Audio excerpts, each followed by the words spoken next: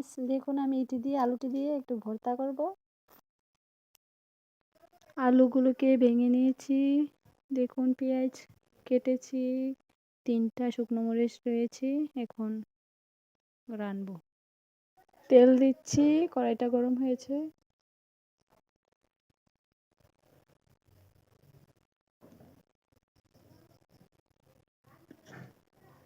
তেলটা গরম হয়ে গেছে, একটু নাড়িয়ে নিচ্ছি। মরিচটি লাল করে ভেজে নেব। মরিচ লাল হয়ে গেছে, পেঁয়াজ কুচি দিয়ে দেব।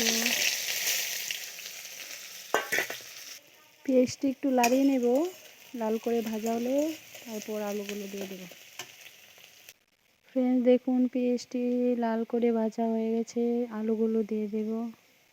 আলুটি একটু ভেঙে দিয়েছি, দিয়ে দেব।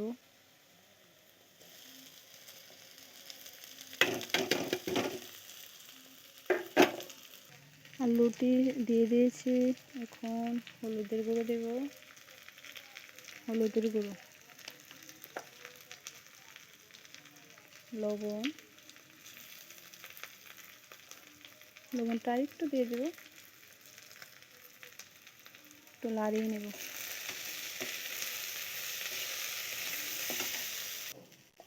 আর একটু লাল মরিচের একটু গুঁড়ো দিয়ে দেব।